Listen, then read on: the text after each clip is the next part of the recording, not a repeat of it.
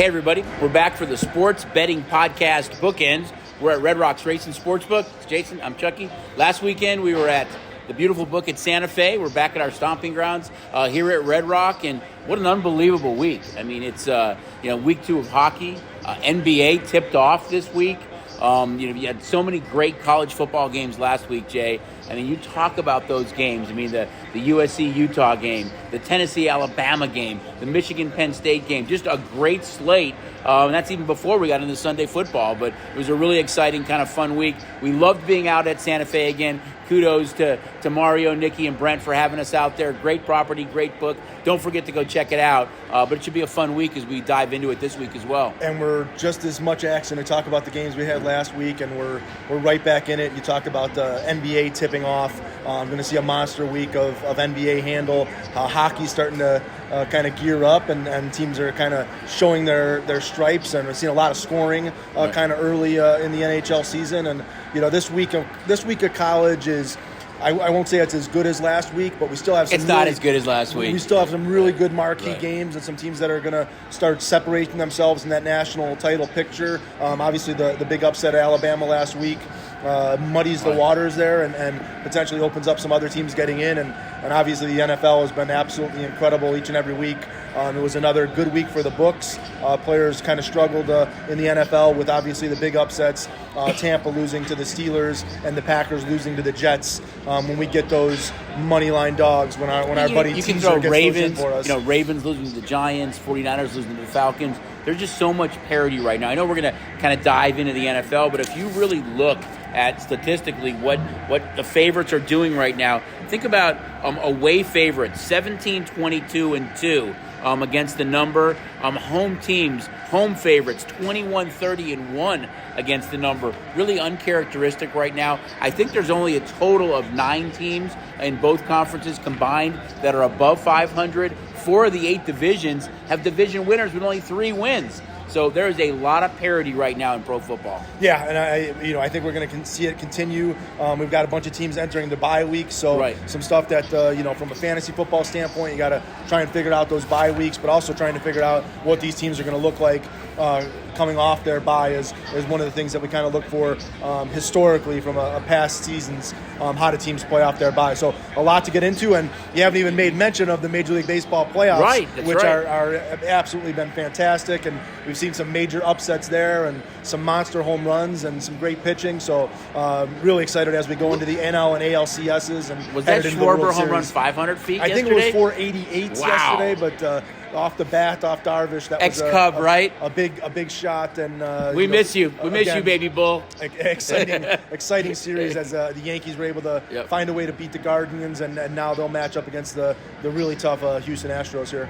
All right, we're going to kind of dive right into it, guys. We're going to start with college football now, and as Jay mentioned, maybe not quite as good of a slate of games this week as last week, but how about Syracuse against Clemson with some of the teams that have lost right now with Southern Cal and Bama, and Clemson starting to play a little bit better offensively. We know they're a good defensive team. They're kind of in that mix right now where they're in a really good spot to be playing in the playoffs. They're playing a team that's undefeated, and that's Syracuse, who's one of the big surprises in college football. You look at ticket counts here. I know you've got some stats on this game right now, but there's a lot of love for Clemson in this game, even though Syracuse has been playing so good early in the season. Yeah, Clemson's about a 2-touchdown favorite. Syracuse coming off somewhat of a dominating win over NC State, 6-0.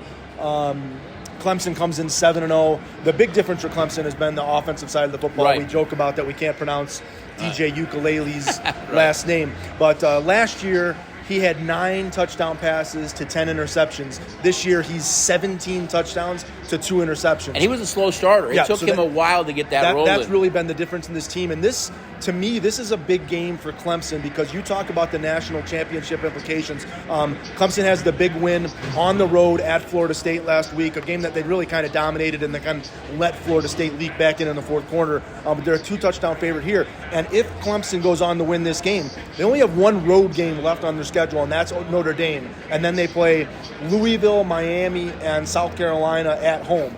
So they do have a very favorable schedule to go 12-0 before you get to the ACC championship. But this is a big monster game for Clemson, obviously with a 6-0 Syracuse team coming in. Syracuse has really done things on the defensive side of the football. They're only allowing 13.8 points a game, but they have not seen this offense and this type of Clemson. And they've had some scares, like against Purdue. They've had games they had to come down and kind of win right at the end of the game, but they're still undefeated. So I think it's going to be a major test for them going up against the big boys in Clemson. All right, let's look at a game in our own backyard, and that's Notre Dame and UNLV. Notre Dame is a 24.5-point favorite here. 61% of the tickets are on Notre Dame. They come off the loss at home to Stanford. UNLV's come back to earth a little bit, losing a couple of games in a row. Do the Rebels have enough to kind of stay with the Irish, who are really struggling to score points? Well, again, we know Notre Dame, the 2 losses at home, has that program really shaken, and how are they going to bounce back? And there's nothing like being able to bounce back than a UNLV Mountain West team coming to town, let alone a UNLV team that's now been 2 weeks without Brumfeld. Right. And then last week they lose their running back Aiden Robbins really early in the game. They get blown out by Air Force at 42-7, and the week before that 40-7 by San Jose State. So all that optimism at the beginning of the season for UNLV is gone, just because they don't have the depth there, and really Brumfeld was the guy that was leading that offense and keeping them in games. So this could be a great spot for Notre Dame, who just is going to have much bigger horses to be able to run the football. But we'll talk about it. We'll talk about it later in the good, the bad, and the ugly on what I think of Notre Dame. But this is probably a spot where they need to find a way to get healthy. Right. I think you kind of brought it up a little bit. It's the size differential in the trenches, and that's where eventually I think UNLV will get worn down on both sides of the ball. Another game we're looking at right now, the Chip Kelly Bowl. Chip Kelly returns against Oregon here. 75% of the tickets here are on UCLA getting the points. 70% of the tickets are on the over. DTR has been phenomenal early in the season. UCLA getting points. I think we'll probably be Ducks fans by the time this game kicks on Saturday, but it's really one of the marquee matchups, I think, in the Pac-10 that we're looking at for this Saturday. Yeah, and 75% of the tickets on UCLA getting 6 points. These teams, the last 2 years, has been a 3-point game. The one thing you talk about, Chip Kelly returning to Oregon, obviously, where he made 2 national championship appearances with them, a Rose Bowl with them. He's 0-3 since leaving Oregon and playing against them. He's yet to beat the Ducks as the UCLA. Do you think this is his best team, though, that he's had? Yeah, and they've been close. Like I said, they've only lost by 3. DTR is playing much better at quarterback. He's like 77% completion rate in conference. He's another one, I think. He's TDs, 15 touchdowns, only 2 interceptions this year. One of his hiccups has been that he turned the ball a little bit going forward. So the 50-year seniors played much better. Still going to have to go up there and play Bo Nix. Both these teams coming off their bye week as well, so they've had some time to prepare for each other. And definitely going to Oregon is not an easy place to play. That's why you're seeing them as a 6-point dog. And right? We talk about the Pac-12 in general. Going on the road in the Pac-12 tends to be a little bit difficult. I think those stats you mentioned with DTR, though, he's really risen a lot on the big board, I think, for quarterbacks. Recently, I've seen where DTR is like the 7th projected quarterback to go in the NFL draft. He wasn't in the top 10 before the season started. So 15-2 touchdown to INT ratio, and being able to run the ball the way he does. You've seen the success of Josh Allen, Lamar Jackson, Kyler Murray. I think it bodes really well for DTR if he continues on this trend to kind of play at the next level. Well, his big thing was his accuracy. You're looking for a guy that throws with accuracy. In his first 4 years at UCLA, he hadn't thrown with that precision accuracy that you like to see. But he's they call it trying to play hero ball, where he felt like he had to do everything, make every play, and he's kind of learned when he needs to throw the ball away, stay within the offense, and completing 72% of your passes, 77% of your passes in conference is going to get him there. The one thing I go back on the other side of this, to maybe a pause on UCLA, is Oregon's 14-3 in their last 17 games since 2000. They played 17 times. Oregon's 14-3 versus UCLA.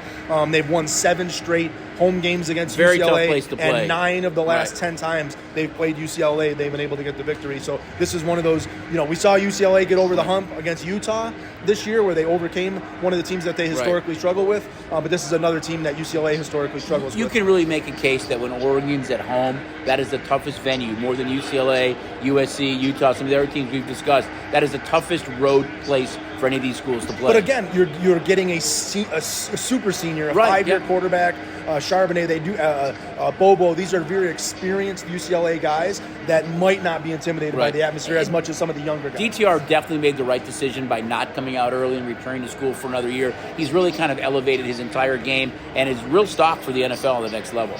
Looking at another game here, Texas Oak State.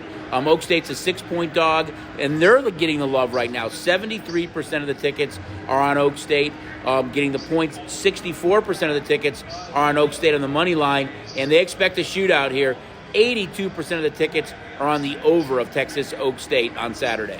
Yeah, well, we saw Texas big 16-point favorite against Iowa State, somewhat struggle last week, Right. pulling out I think it was a 24-21 win over Iowa State. Oklahoma State, one of the games of the day last week with the overtime, lost at TCU. Did you have to mention that? And it went over, of course, which that was arguably our biggest total decision of the day, kind of a dramatic swing. It looked like a dead under with under 3 minutes to go, but they tie it late, and then the multiple scores in overtime caused that game to go over. Yeah, and you see how tight this game is. Ewers versus Sanders. This game is going to go one way or another. One big play, one way is going to determine the game. And obviously, we talk about college football, home field advantages, Big 12, and these type of matchups. Oklahoma State, that place is going to be rocking, but that doesn't mean you can't go on the road and get a victory. It's going to come down to a big play here or there. Yeah, I agree. Mississippi State and Alabama, we're not used to kind of talking about Bama coming off a loss where they kind of mismanaged the clock late in that game, gave Tennessee the ball back. I thought they should have ran the ball more than throwing it. Tennessee wasn't forced to use any timeouts late, and it really helped them a lot to get that game-winning field goal. Bama's a 3-score favorite here, but you're looking at a huge percentage of tickets on Alabama. Well, I shouldn't say huge, but 55% of the tickets on Alabama here against Mississippi State in this game. Yeah, and like we talked about last week, and I came with a laundry list spreadsheet of the scores, Alabama versus Tennessee. You did. And how Alabama seemed to own Tennessee. Right. And you said, well, how high was Tennessee ranked in those games? And I said it doesn't really matter. Right. Alabama loves playing Tennessee. And, I think you have to start looking and asking yourself, is this Alabama team really what we expected them to be, with the fact that they almost lost a game at Texas. They probably should have lost a game at Texas if the quarterback doesn't go and get hurt. They won a squeaker at Texas A&M, where Texas A&M had a chance to win that game. Hyatt and Hooker go have a 5-touchdown reception game for Tennessee. This Alabama team has had a lot of games where they struggle, and now as a 3-touchdown favorite over a solid Mississippi State team, and Will Rogers a good quarterback, it might just be too many points. But we're all waiting for that Alabama to come back and be Alabama. I just don't know it's there. It really seems like it's Bryce Young and Bryce Young only, and sprinkled in some Gibbs, and that's all that they have. I'm glad you said that about Young, because for me, his stock elevated so much even in that loss against Tennessee. I mean, for a young quarterback, he looked at his second, third, and fourth read so many times to keep drives alive. Now, I know that defensively they gave up a lot of points, but his stock has really risen for me, where you can make a case that he should be the number one quarterback off the board coming April's draft.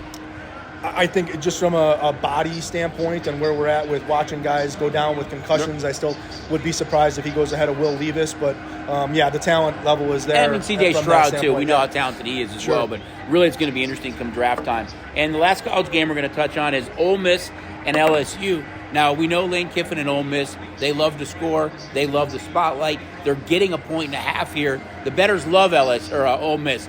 83% of the tickets are on Ole Miss, and the way that offense, just seems to click on all cylinders, you've got 79% of the tickets on the over. So bettors are backing Ole Miss and the over in this one in a very short point spread, with LSU being about 1.5 points favorite. I'm gonna drop some inside info here. I love inside info. I think despite the fact that 83% of the tickets are on Ole Miss, I think that we have more money on LSU. I like that. We've gotten some sharp action on LSU. This is a classic undefeated team. Going into a road spot where very tough place to play. In a pick and play. Jackson Darts looked fantastic, but this is you're not playing at home. This is going to be an interesting spot. LSU has continued to get better and better each week. So much so with a dominating victory at Florida last week. where they kind of let Florida come back into the game, but they make no mistake, they really dominated that game. Yeah, it's a really, really tough venue to play, and we talked about last week so many marquee games. Not quite as many this week, but the ones we've touched on, there's really some good games. We didn't touch on it, but one of the other games that I have, Kansas State, TCU. Right. We continue to see TCU still sit undefeated. Kansas State comes off their bye week.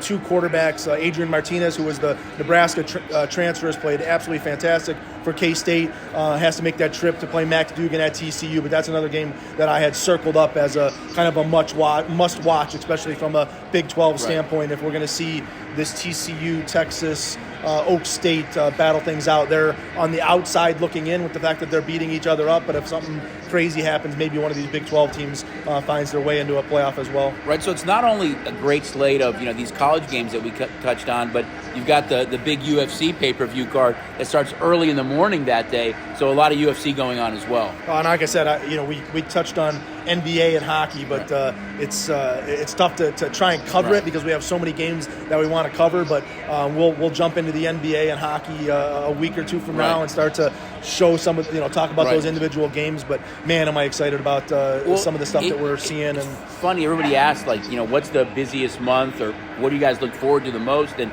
I think you make a case that it's kind of October because you've got so much going on in the world of sports and kind of the start of the NBA and NHL, baseball postseason going on with college football and pro football. It is just a fun time for us. And with that said, now's the time, guys. If for some reason you don't, and I can't believe it if you don't have STN Sports, now's the time to get signed up. With everything going on, people are going to start getting busier with the holidays not that far away.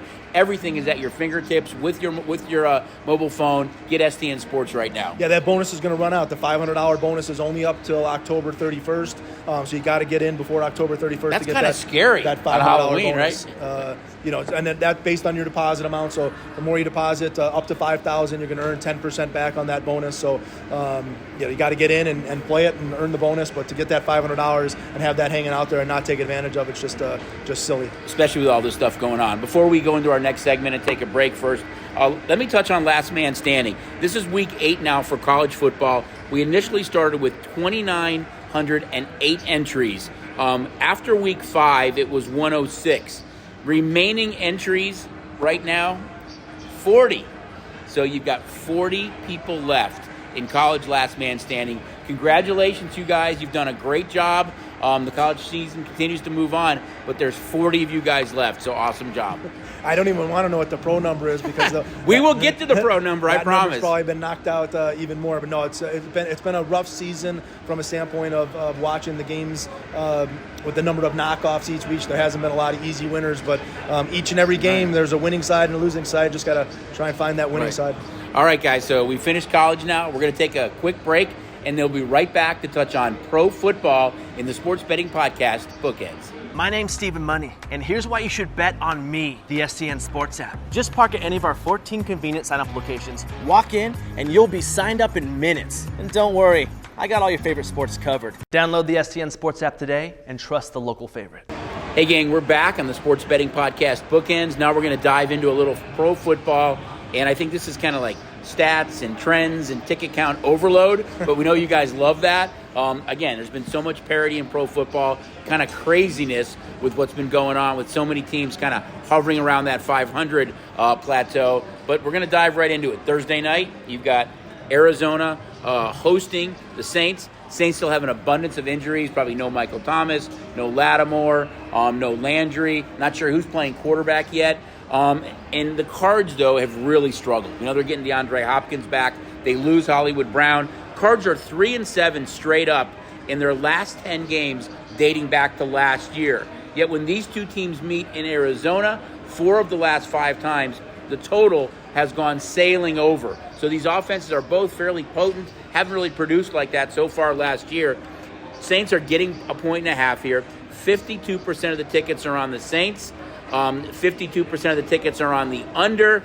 54% of the tickets are on the Saints' money line. So early on, the Saints getting points here, even without these key players and a big question mark at quarterback, they're getting the love of the bettors so far. Yeah, these two teams have really kind of been two of the more underperforming teams from their expectations at the beginning of the season. I think more the Cardinals, though. Yeah, the Cardinals would expect it to be that high-flying offense. James Conner, Murray, obviously not having Hopkins for the first 6 games, but they had the receivers there that they should go score. And the Saints were really expected to be a much better defensive team than what they've been. They were at the top of the league expectations from a defensive standpoint. So the defense has really failed them. The offense has really failed the Cardinals. If there's anything about Thursday Night Football, it's been absolutely atrocious the last 2 weeks from having to watch. You're being nice. It's been really, really bad. Ugly to watch Thursday Night Football the last 2 weeks. So much so that I had to go look at what was Thursday Night Football. And so the unders are 16-4 in the last 20 Thursday Night Football games. Because I was trying to talk myself into, can we finally see some touchdowns being scored this week with these two teams, even if it's by mistake, just from some bad and ugly defense. But you can't see another game here where that it's Andy Dalton run the ball with Kamara, the Cardinals not able to get anything going, or completely reversed of Kyler Murray is able to find Hopkins or his new addition in Robbie Anderson, and they sling the ball all over the place because the Saints can't play any defense. So I don't know what to expect, but I'm going off the history of the unders being 16-4 and praying to God we don't have to suffer through another Thursday night, no non-offensive showing. Well, again, the trend when these two teams have met in Arizona the last 5 times, 4 of those 5 times it has gone over. So maybe we get some points here. Next game we're going to look at Lions-Cowboys. I think the big thing here is that the Cowboys do get Dak Prescott back. Lions come off their bye. It looks like DeAndre Swift will practice, so he'll be back. Cowboys are a touchdown favorite. 65% of the tickets are on the Cowboys. But the bettors like the under here at 61% is leaning towards the under. And interesting stat here, Cowboys are 0-5 going over in their last 5 home games. So you guys have looked at that trend, you've looked at the stats, and you're betting it that way. However, 8 of the 9 last games when these two teams have met in Dallas has gone over. So something has to give there. But trends really kind of show that when Dallas is at home right now, a lot of these games have gone under. Yeah, and I think this is a tough game to handicap and look exactly what's going to happen here. Obviously, Dak Prescott returning to the field, since his Week 1 injury. We've seen Cooper Rush and the Dallas offense, and seen them try to run the football, occasionally sprinkle in some Cooper Rush, throwing the football, but not really super aggressive, not trying to have the turnovers and stay in games with what is a really, really good dominating defense when Lawrence and Parsons can really rush the quarterback. So we'll see what kind of offense Dallas comes out with here. I know that Detroit really has the struggles against the pass. They've also had some really games where they've struggled against the run. But they do have those offensive weapons, especially if Swift is back and Amon St. Brown is back. Detroit does the ability to go ahead and score the ball, and obviously they're coming off a bye week, so they'll have 2 weeks to prepare for that pass rush that they're going to face. I just wonder with Detroit on the road, their last road game, they got shut out by the Patriots, and going against this pass rush and this defense of the Cowboys, and I think the Cowboys offense getting Dak back, I think Schultz will be back as well. I think you're going to see a much different offense. That defense has been dominant. I mean, they were in that game against Philadelphia, fell behind by 3 scores, cut it to 20-17 before ultimately losing that game. But I think this Cowboy team is much better than we thought they would be at this stage of the season. Next game we're going to dive into, guys, Giants and Jags. And, hey, you have to make a case that both teams are kind of surprises. I think the Giants are a real surprise at 5-1. Jags have struggled a little bit lately, but a surprise as well. Love the way the Giants have been playing. And, it's evident by you guys who 84, almost 85% of the tickets are on the Giants getting points in this game. 76% of the tickets are on the over, and 82% are on the money line, favor the Giants. So there's a lot of positive indicators that you guys love the Giants right now and the way they're playing football. Yeah, and the Giants are the number 1 team in football. If you had been betting $100 on their money line, if you did that with every team, the Giants would shake out the best. I think $100 on the money line in all their games, you'd be up $812 right now. So obviously them being 5-1 and pulling some shocking upsets. The way they won against the Titans and the way they won against the Ravens, both really late in those games that they were getting beat by double digits, came back to win both those games. Yeah, and they've been doing it really with the ground game and Saquon Barkley and not a lot of passing. We talk about our Daniel Bellinger. I think he's led the team twice in receiving yards at 34 yards and 23 yards. Starting to get Wan'Dale Robinson involved a little bit more in the offense, Bellinger. But they need to find a way to exploit this Jaguars secondary. That's really one of the Jaguars' problems is we saw the Colts last week. I think Matt Ryan dropped back to pass 57 times. So they're not a team that had his best game of the year. Not a team that you're really going to run a ton on. You need to pass on them, which really isn't the Giants' strength. Some interesting kind of stats I had here, though. You talked about 83% of the tickets or 85% of the tickets being on the Giants. It's weird because you have they're the dog. They're a money line dog, and they're 5-1. The Jaguars have lost 18 consecutive games to teams in the NFC, dating back to 2018. Wow. So they have not beat an NFC opponent in 18 straight. Since 2012 against the NFC, the Jaguars are 4-39 straight up and 8-35 against the spread. So that goes even more. So what you're saying is, though, this is a favorite that we're actually going to need on Sunday. This goes more to support that this is a good spot for the Giants as the Jaguars have continuously struggled in this situation. They even though they're 2-4, they have played, I think, better. I think Doug Peterson has done a good job with the Jags, but again, as you mentioned, not a lot of success against the NFC. So we'll see how it shakes out. It wouldn't surprise me to see this number actually drop by kickoff. Next game, a big AFC South matchup. Colts-Titans in this game. Titans are in first place in the division. Colts are playing a little bit better. 54% of the tickets are on the Titans, 55% over. But there's some really interesting trends on this game. The Colts are 8-2 against the number. Their last 10 games as a dog. The Titans are only 2-8 straight up in their last 10 games versus Indy at home. Also, they're only 3-7 over as a favorite their last 10 versus Indy. So, not a lot of scoring. Tennessee has struggled against Indy, and Indy has done great as a road dog against the number. But Tennessee's beaten Indy once already this year. So something has to give in this one with kind of conflicting trends for both teams. Yeah, not only has Tennessee already beat them, but they beat them in Indianapolis, and it was just 2 weeks ago, and kind of a dominant Derrick Henry type start. I think he rushed for 116 yards and a touchdown. Tennessee really controlled the game.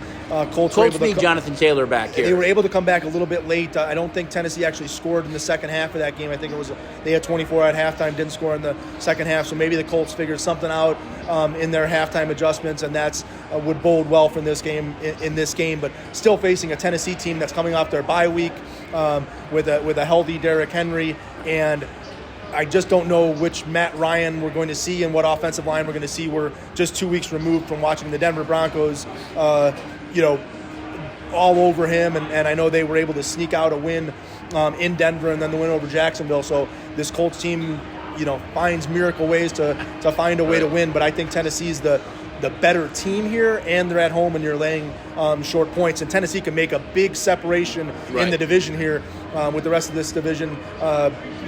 Tennessee or the Jaguars losing to the Colts last week.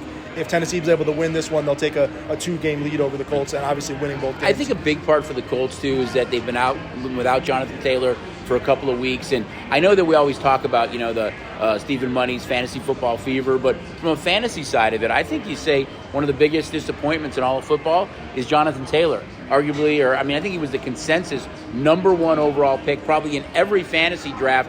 Really hasn't been the same back that he was last year. Yeah, and injuries take their toll, and we talk about it every year. These top backs that get drafted in the first round and they go down, and they're not producing points for you. Even before the injury, teams are keying on him. I think you thought the addition of Matt Ryan would open things up for some of the young receivers and Pittman. That really hadn't been the case. They were still putting 7 and 8 guys in the box, and Taylor really hadn't gotten off so far early this season. Yeah, and I don't know, check his status of where he's at, whether he's going to be 100% or if he's going to try and go battle this game not playing at a full 100%. We're going to go into Bengals-Falcons right now.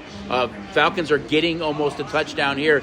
Interesting stat that the Falcons are the only undefeated team against the point spread this year. Been in every game. Bengals are only 1-9 over in their last 10 home games. So their offense hasn't scored a lot of points. And you look at Atlanta, who's the only undefeated team against the spread this year, it kind of looks like a closer game. But Cincy now has rattled off a couple of wins in a row. They're in first place in the NFC North with a lot of struggles with a lot of teams there, in the AFC North, I should say. But something has to give here. But I'd say Atlanta, they're 3-3, and I guess you could make a case that they're one of the biggest surprises in football just because they're 3-3. Yeah, they played really good, and they're one, roughing the passer call away from potentially going and beating the Bucs in that game and sitting at 4-2. Mariota's been a really surprise on the offensive side of the football. Drake London's been great. Algier, they're finding guys out of the backfield with Cordell Patterson down. We saw Kyle Pitts score his first U.S. touchdown. His first touchdown. He scored in London last year. And so they're gaining confidence as they go. The Bengals continue to try and find a way to involve Mixon and Chase, and we've just seen where they can't keep these guys on the field as T. Higgins has left several games. But the Bengals are still solid. They just are not a blowing teams out. They're letting teams stay in the games. They're missing field goals. They're in the red zone. They're not converting touchdowns, and those are the type of things that Atlanta's been capitalizing on and being able to stay in football games. But I think you look at the struggles of so many teams in the NFC right now that I guess you can't say that the Falcons are out of the wild card mix. I still think there's better teams, but again, one of the bigger surprises right now, I think at 3-3. Well, they're going to get to continue to beat up on Carolina, who we're not expecting much out of, and unless things turn around in New Orleans, that's a beatable team as well, and obviously well documented, the struggles of the Bucs right now. So that division is searching for a team to start playing some good football. Right. Obviously, the Bucs get the Panthers this week in a game that they're over a touchdown favorite to stay on the top of the division, while the Falcons go on the road and as a dog. But I think the division is somewhat still wide open. Browns-Ravens, a big divisional matchup in the AFC. Ravens are almost a touchdown favorite here. 74% of the tickets are on the Ravens. Ravens have found a way 3 times this year to blow double-digit leads, yet they're still the favorite in this game. Ravens are only 3-7 over in their last 10 games as a favorite versus Cleveland, and in their last 10 games at home against Cleveland, but they're 5-0 against the number in their last 5 games against the Browns. This Raven team, to me, is a head-scratcher. They look so good for basically 3 quarters. I know we've questioned some of the decisions they've made late in games. Lamar Jackson has looked really good with Mark Andrews. They've been playing without Bateman. Duvernay has stepped up a little bit. Dobbins got banged up. Kenyon Drake came in last week and played great. But they're, to me, one of the biggest head-scratchers in the NFL right now, is the leads that they continue to blow late in games. You could say it for both these teams that they find looking for ways to lose games rather than go and win games. Kind of the late game struggles for both these teams, both allowing a lot of points, not really good on the defensive side of the football in either of these 2 games. This is one of the games that I kind of have circled up as potentially an over game, as Lamar Jackson should be able to have success on the ground and through the air. Check the status of Bateman, who I know has still been quite questionable. I think Duvernay, he may be back this week, but yeah, definitely check that. Duvernay has really stepped up. Mark Andrews has always been his go-to, and if Kenyon Drake is going to continue to have those type of games, and then you're able to sprinkle in a J.K. Dobbins, their offense is formidable, and obviously it seems like Brissett has found Amari Cooper. He's able to have some big games there, and obviously Chubb running the football can have big games there. So this might be one where I look to see some points being scored. It's strange to say it now, but we've played half the games, or 50% of the games, that the Browns are expected to be without Deshaun Watson. They're still in that division. Week 13, he'll be back, so they have 6 more games without him. If they could somehow make some headway and win some of these divisional games, I think it sets them up really well for the last 5 weeks of the season. Yeah, they've both these teams have got to find a way to improve in the defensive secondary. Otherwise, there's no shot at getting to the top of this division. Bucs-Panthers. Bucs come off that loss last week. Panthers were in the game for maybe 2.5, 3 quarters against the Rams. Bucs are getting the love here. 64% of the tickets are on the Bucs. When these 2 teams have played each other, 4 of the last 5 times the game has gone over. So you get a lot of scoring there. Yet right now the betting trend is 54% of the tickets have gone under. This Tampa team just doesn't look like the same Buck team to me. Brady seemed to have trouble throwing deep in that game. I know he's had a lot of receivers that are kind of banged up, They just don't look to have that killer instinct right now. I know they're 3-3. They're tied with Atlanta in the division right now. I still think they win the division, but they just don't look the same. And in Carolina's side, they traded Robbie Anderson. A lot of rumblings that before that November 2nd trade deadline that Christian McCaffrey gets dealt, DJ Moore gets dealt. P.J. Walker found a way to actually be one of the few quarterbacks in NFL history to, at the end of the game, have negative passing yards, which is almost unbelievable. What's he going to do against Tampa's defense? And the Bucs are one of the bigger favorites on the board in Week 7. Yeah, and we might see Jacob Eason as the starting quarterback in this game. So a lot of question marks. But you talk about Tampa, and we said it months ago as we were sitting here. I thought that they were one of the divisional favorites that could be beaten. Now, whether that was the Saints, I honestly didn't think the Falcons could win the AFC South or the NFC South. I thought it was the Saints that would be the ones thinking this out. But age catches up to everybody, and it really looks the eye test when you watch the Bucs play that it's finally caught up to Tom Brady. He just doesn't look like the same Tom Brady that we've seen. The offense seems to be the same. He still has the Fournette. He still has Evans and Godwin, and I know they want to talk about the injuries there or no Gronkowski, but he's just not making the throws. He's missing a lot of throws, and the line doesn't seem to give him a ton of time. And I don't know when it's going to finally catch up that this isn't the Tampa Bay Buccaneers team that we've seen the last 2 years. You've seen them struggle and lose to a Green Bay Packer team that is also having similar conversations about their offense. And we've seen this team get beat by the Pittsburgh Steelers, who I'm a week removed from calling them the worst team in the NFL. With Kenny Pickett. They were projected a first or second draft 2 weeks ago. Kenny Pickett going in the quarter, coming out after being hurt, Trubisky coming in. They had no semblance of an offense. They're able to go and find a way to get a victory. Najee Harris finally catches the ball for a touchdown, and we finally see Chase Claypool emerge from nothing this past week. And so I was shocked to see the Bucs go lose to the Steelers, but I don't think that this is an irregularity. I think this Tampa team is in some real trouble, and they don't have the offense that they're going to need to keep themselves in the playoff hunt. Well, I think the one benefit for them is that they play in the NFC South. So they can be mediocre. They could possibly, finish 8-9, 9-8, and still win that division. And once you get to the postseason with Tom Brady, things can get corrected really quickly with a postseason win. I still think they're odds-on favorite to win the NFC South just because there's not another team there that I think is going to challenge them with the Saints' injuries, how young Atlanta is. We know Carolina's in the midst of a fire sale right now. I think they still win the division, but once they get to the playoffs, can Brady flip that switch or not, I think is going to be key. I don't think the light's on. He could flip the switch. I just don't think there's a light bulb in the switch to turn on. I think that I'm down on the Bucs, and I'll be surprised if they're able to turn this around. Packers Commanders. No Carson Wentz. Quarterback change there. Packers coming off a loss at home to the Jets, but the bettors love them. 74% of the tickets are on the Packers, but they're not getting a whole lot of love for scoring. We talked about some of the offensive woes of Tampa, some of the offensive woes of Green Bay. 64% of the tickets are on the under here, but the total has gone over in 4 of the last 5 games that Washington and Green Bay have played in Washington. So last year they played in a game that Washington had so many opportunities to win and cover in that game. They didn't get it done. A lot of turnovers at the quarterback position. Right now the Packers are about a 5.5-point favorite against the Commanders and no Carson Wentz. Yeah, and I don't know losing Carson Wentz it affects this line, and I think that the Commanders may be a better team with affectionately Tyler Heineke. Heineke.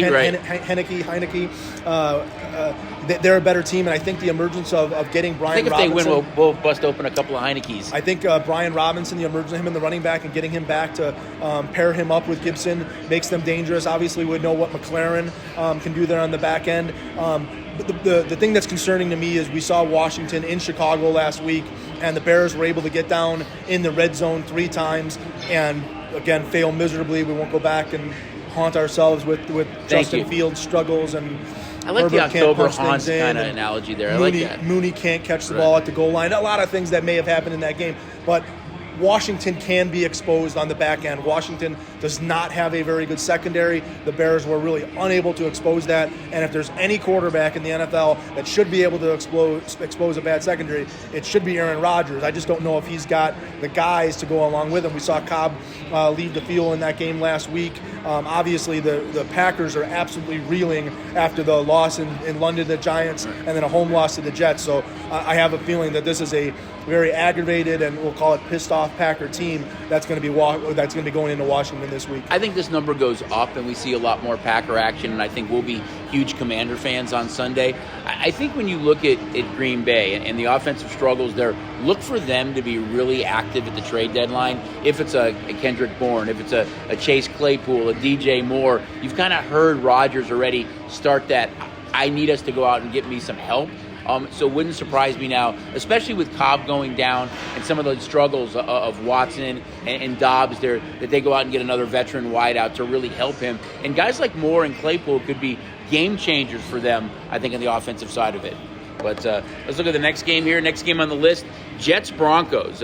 We've kind of talked about some of the surprisingness of the both New York teams.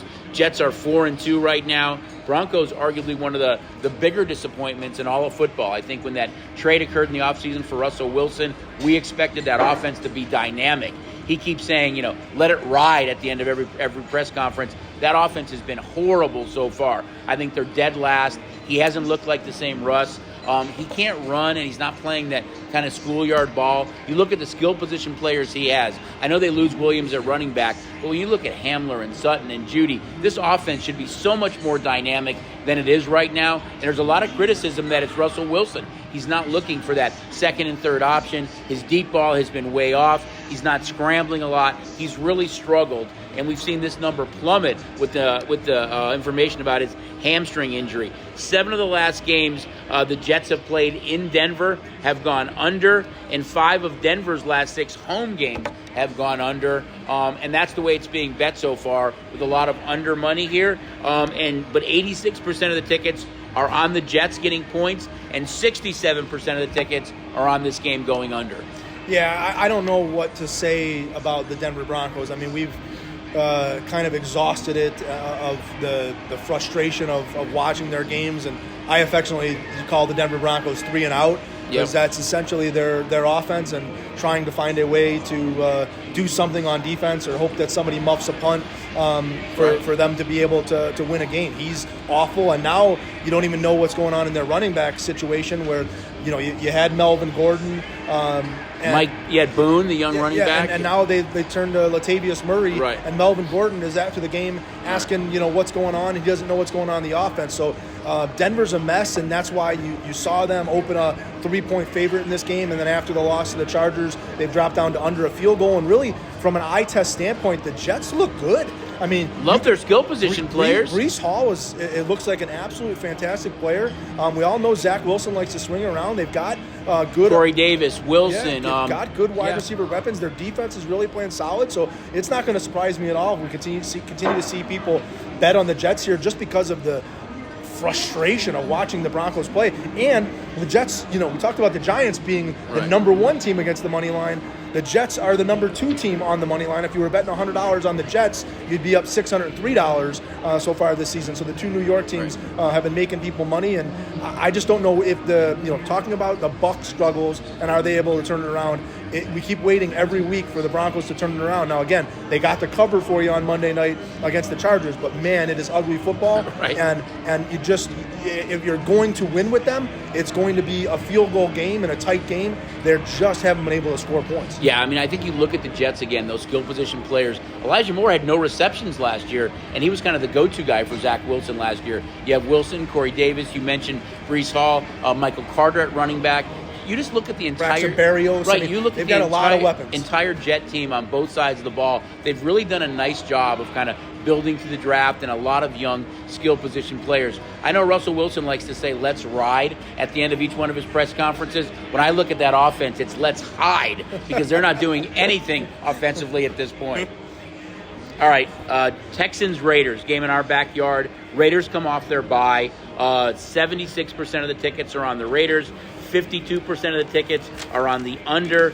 8 of Houston's last 10 road games have all gone under. Not a lot of scoring there. But I think you look at the Raiders, and I know they're 1-4, and normally you'd say a team that's 1-4, no chance. We know what the odds were for teams that were 0-2 that actually made the postseason over the last 30 years. But when you look at the struggles, I know you got 2 teams in their division that are 4-2. But look at the struggles of so many teams and so much parity and so many teams hovering around 500.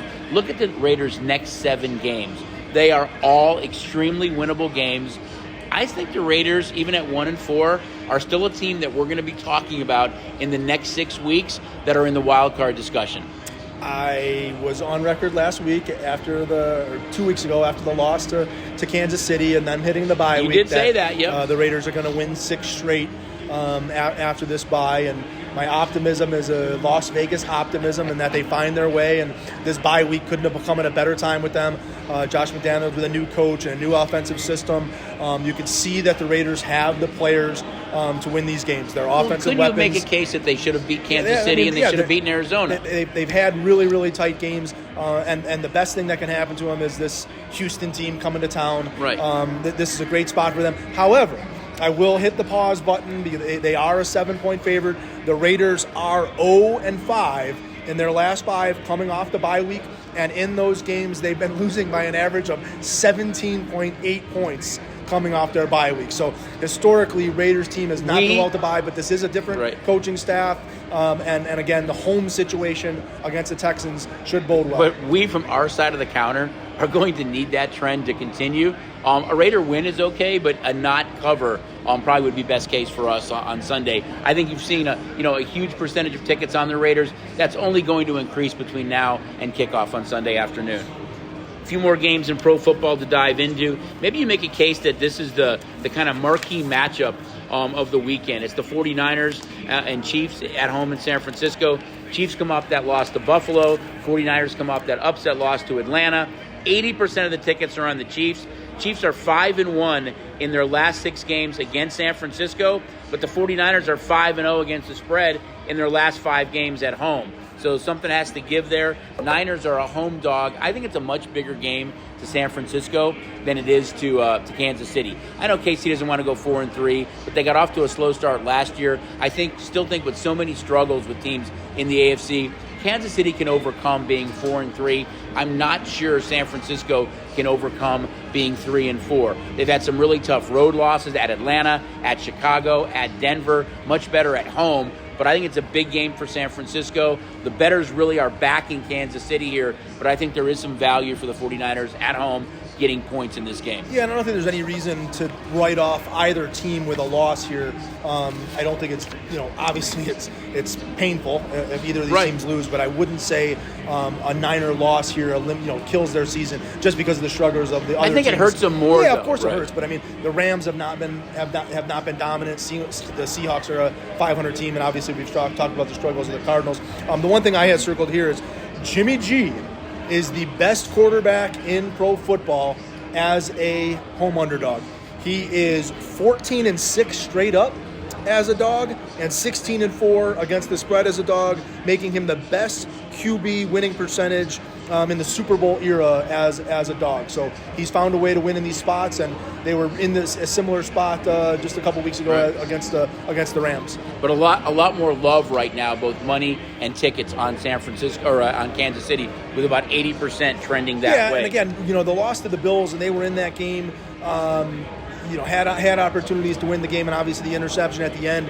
And people remember what they saw last, and that's the Niners losing to that Falcon team. Obviously, back-to-back weeks on the road for the Niners. That was a difficult spot. Again, we talk about an improving Falcon team, but the Falcons were able to move the football up and down the field, and that offense isn't nearly as good as the offense they're going to see that the Chiefs bring to town. AFC West battle next before we get into the 2 primetime games. Seahawks-Chargers. It's kind of surprising Seahawks at this point. Chargers have kind of ugly, but they're 4-2. 64% of the tickets are on the Seahawks getting points. 64% of the tickets are on the under in this game. 9 of the last 12 home games for the Chargers have gone over. Also, 5 of the last 7 times that the Chargers have played Seattle at home these games have gone over.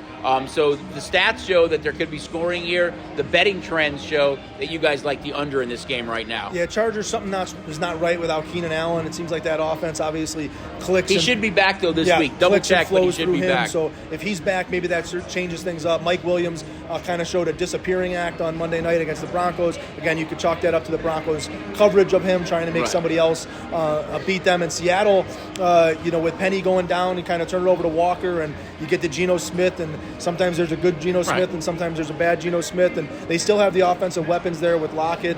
Why am I drawing a blank? Metcalf. Right. So they've got those offensive weapons to be able to score, but they're struggling on the defensive and really, side. Kenny Walker has done a nice job after Penny got injured. He looks like the real deal at this point.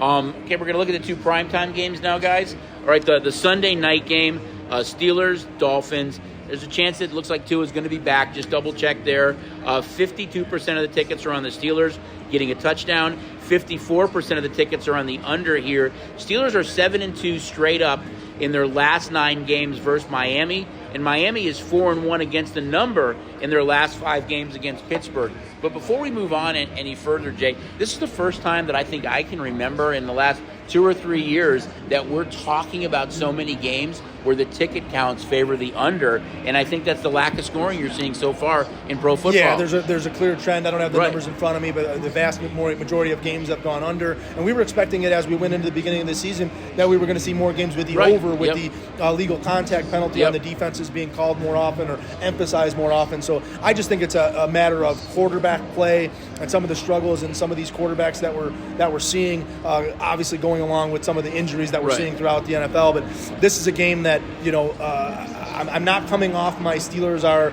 a bad football team. Now they travel on the road. They got the gift of playing home and a Bucs team that clearly was struggling. But I think this is a tough place to travel to. And with a healthy Waddle and a healthy Hill and Tua coming back, and the Dolphins are trying to find somebody to run the football, whether it's Mostert or Edmonds. They've got some weapons. I think it is Mostert they're going for. I think the Dolphins. This will be a good defensive spot for them, and this could be a good spot for Miami. Double check on both Tua though and Waddle. Both have had some injury problems. They both look like they're going to play, but I think it's just double check as you get closer and closer to Sunday night that both these guys are going to be in the lineup. Major change of Bridgewater and Skylar Thompson going back to Tua, just the confidence that offense will have. So now we're going to dive into the Monday night game, and it's that offensive juggernaut, the Chicago Bears. 3 times in the red zone in their last game. I think they're the only team that had driven over 60 yards 3 straight times, 3 times in one game, got inside the 5, and came away with exactly 0 points. And I know it hits close to our heart because we're both Bear fans. They're getting over a touchdown in New England. New England has played really well the last couple of weeks. Last time they hosted an NFC North team, it was the Detroit Lions, who have an extremely potent offense. And guess what? They were shut out in New England. I think it's going to be Bailey Zappi again at quarterback. 7 of the last 8 times these two teams have played, it has gone over. I just don't see how the Bears can generate enough offense to get this game over. Yeah, in the Bears offense, I think that Josh Allen has more yards than the entire Bears offense combined. And so that's just, the struggles that they're in, and Eberflus, the first year of putting this in. And I just don't know that this is a good spot to like them in. Obviously the extra rest from playing on Thursday night, but the Patriots are playing really, really well. They have a really solid defensive football team. They really, really run the football well. Stevenson has been great. Yeah, they do not turn the ball over, whether it's been Jones or Zappi. They're kind of make the play on the offense and they've been getting guys to do it. Thornton and these guys you don't even know scoring touchdown for the Patriots, and obviously on a Monday night returning up to New England, this looks like a really difficult spot, and that's why the Patriots are over the touchdown favorite. And this is going to be another spot. I think the Patriots in their last home game pitched the shutout against the Lions, so they'll be looking to do the same thing to another NFC North foe. I mean, it clearly could be a different narrative about the Bears offense because they did drive against Washington and put themselves in scoring position early in the game. He hits the back of an offensive lineman's head. And then when he had Ryan Griffin, the tight end, open in the end zone, he kind of just flung that ball. I mean, I know there are opportunities for Fields to kind of grow and progress. He had a much better game the week before that, but he's got to make the plays when the plays are there, and I think that's going to help his development a lot. It's back-to-back weeks that they're playing on primetime football, so the entire country gets to watch him play, yet they've had 11 days off, though, to kind of get ready for this Patriot game, so we'll see if they've made any adjustments at all. Well, I hope they don't have Velus Jones returning punts. If they don't make that adjustment, I'll question what the heck is going on, and we're going to end up being, a Bear fan Monday night. We're going to end up being Bear fans because the money is going to be on the Patriots. But this really just looks like a great spot for the Patriots. The Bears were able to move the football on Washington last week. This Patriot defense is much better than that Commander defense. Before we move on to the next segment, I think it's a little bit deja vu for the Patriots. I mean, you get the injury to Bledsoe, and then Brady becomes the star. And I know Mac Jones had a really good rookie year. He has struggled a little bit this year. Bailey Zappi comes in and has really looked good in a couple of games right now. He starts this game and gets another really impressive win. I mean, everything points to Mac Jones starting again when he's healthy. But does it make Belichick kind of think a little bit about this young quarterback who at Western Michigan really flung the ball around the entire field, is more of that kind of gunslinger mentality? I know that's not New England's makeup. It's, manage the game, don't turn it over, run the ball, and play great defense. But I think Bailey Zappi's played really well so far for the Patriots. I don't think they'll make the change. I think when Mac Jones is healthy, they'll go back to Mac Jones, and I think that's just a product of what they're trying to accomplish there in New England. They're not asking their quarterback to go win them football games like we see in a lot of these other teams throughout the league, that the quarterback has to go make plays. They'll play in those type of ball games. They'll run the ball, and shoot the ball on the short pass routes, and so both of these guys can be successful in that role. And I think they'll make the move back to Jones when he's healthy. But that doesn't mean that Zappi couldn't win in this situation, and Jones can't win in the same situation. I think that's just how that offense is built for the quarterback to not make those mistakes and not have to go win football games. And you touched on it. I think the quarterback struggles of the entire league this year is a product of all the unders we're seeing. And in New England, I guess it's a good problem to have that you've got two kind of good young quarterbacks that can each go out and win a game. Before we come back and get into our two favorite segments, Stephen Money's Fantasy Football Fever and the good, the bad, and the ugly. I can hear that whistle now, John. Let's look at LMS, Last Man Standing for pro football. We touched on it for college. There was 6,284 entries. Heading into last week, there was 180. Remaining now, 104 lucky contestants left as we head into Week 7 for pro Last Man Standing. Clearly a product of the parity. Only a handful of teams in both conferences being above 500. Congratulations to you guys that are still left going, because this has not been an easy road in pro football this year. More than college. I thought it was going to be a little bit less than the college with the number but don't of big forget teams we that had were almost knocked out. 3 times the amount of so entries. Many more entries. Yeah. So, but congratulations to those that are going, and look out who's going to be that last man standing. All right, so good luck to you guys in both college and pro. We're going to come back for our last segment of Bookends, and again, two of our favorite segments. So we'll be right back. It's football season, baby. And you know what that means. It's time to bet your buns off. And when it comes to sports betting, you better bet with the STN Sports App. So what in the heck are you waiting for? Download the STN Sports App today and trust the local favorite. Hey everybody, we're back for our final segment of the Sports Betting Podcast Bookends, and this is by far our fun segment. It's Stephen Money's Fantasy Football Fever, the good, the bad, and the ugly. We're going to start with Stephen Money's Fantasy Football Fever. And this is a strange week, Jay, because the two best teams, the Bills and Eagles, coincidentally enough, both have a bye the same week. So no Jalen Hurts, no Josh Allen, but also the Rams and Vikings have byes this week. So you're talking about no Diggs, no A.J. Brown, no Jefferson, no Cooper Kupp. The big name wideouts are all on bye the same week. I don't know how it worked out this way, but it did. So you guys really need to look at your fantasy lineups this week. Make sure that you're kind of picking up players accordingly to fill some of those gaps, because you're going to be out of a lot of big-time stars. Well, look at it one way or another. Hopefully you're not missing those guys, and hopefully you're fortunate enough to be playing against those guys that had those on their teams, and you're catching the luck of their bye week. So first we're going to jump into quarterback, and maybe it's kind of the flavor of Week 7, but I'm going to go with Dak Prescott. I think you look at the Cowboys, how well their defense has played. They're playing against one of the poorest defenses in all of football in the Detroit Lions. I think Dak gets healthy here. I think you see CeeDee Lamb, Michael Gallup, both running backs really get involved. I think Dalton Schultz didn't play well when Cooper Rush was quarterback, but it was a favorite kind of check down or safety valve for Dak Prescott. I think Dak Prescott has a huge game in his comeback against Detroit. I kind of made mention of it earlier with my quarterback. I'm going to go to Derek Carr, and I'm going to start him over some of the other guys that you may have out there, whether it's an Aaron Rodgers or a Tom Brady. I think that Carr is the guy to start this week. Having the bye week, get a little bit more knowledge of McNown's system and what they're trying to do. I think bringing Houston to town gives them that flavor to throw the ball around a little bit more, and I think they're looking for a big week out of Derek Carr. And I'll go further on that again. I think that they're going to win a bunch of games here coming up. So, and he's done with his bye week, so he might be a guy to pick up, and you can play him in a couple of the next couple of weeks. So it's Prescott and Carr at quarterback. Our running back, I'm going to dive right into Thursday Night Football, and I think it's Alvin Kamara of the Saints. I look for Kamara to have a huge game against the Cardinals, and I looked at Kenny Walker last week, who had a great game at home against the Cardinals. But the reason I'm going with Kamara is that you're going to have no Michael Thomas, no Landry. We know Olave's coming back from the injury. The quarterback struggles or the two injuries right now to both Winston and Dalton. I think it's got to be the Alvin Kamara show. It's going to be a lot of Kamara to the left, Kamara to the right, a lot of short passes to Kamara. I think Alvin Kamara has a huge game on Thursday night against the Cardinals. With my running back, I'm going to go to Ezekiel Elliott. I know you have a lot of confidence in Dak Prescott coming back this week, but I think this is Zeke's week to shine in Dallas. Zeke's week, I like Zeke's that. week to shine in Dallas. Finally had a solid game, 83 yards, 89 yards, and a touchdown this week against the Eagles.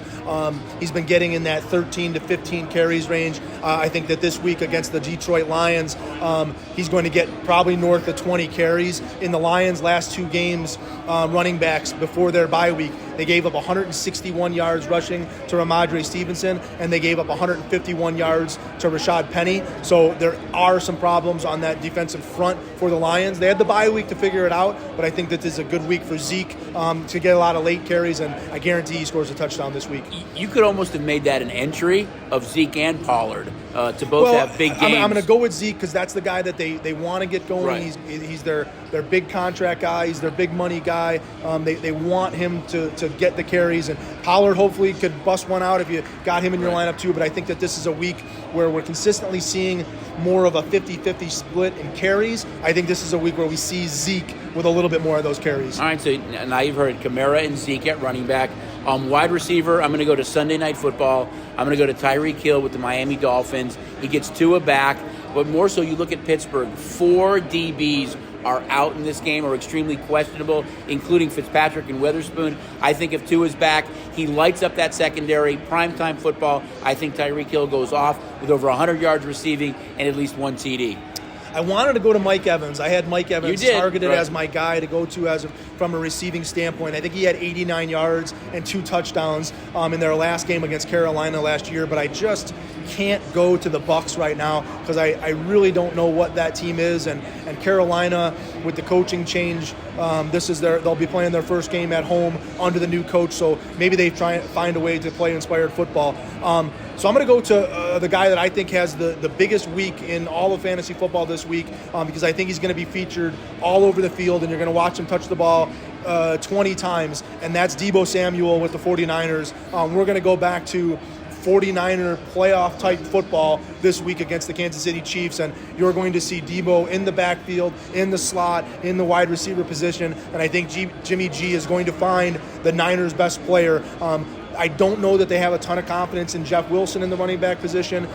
They added Tevin Coleman, and I just don't know he's in the mix with the way that they just looked in Atlanta. So I think that they go back to what they know best, and that's let's give the football to Deebo Samuel, and I think we find him all over the field in this Chiefs game. They're going to need him to have a big game, I think, against Kansas City in this game. So that's our Stephen Money's Fantasy Football Fever, guys. Now we're going to jump into our favorite segment, the good, the bad, and the ugly. I hear John queuing up that whistle right now. All right, start with the good. I think we each have an opinion here in the good.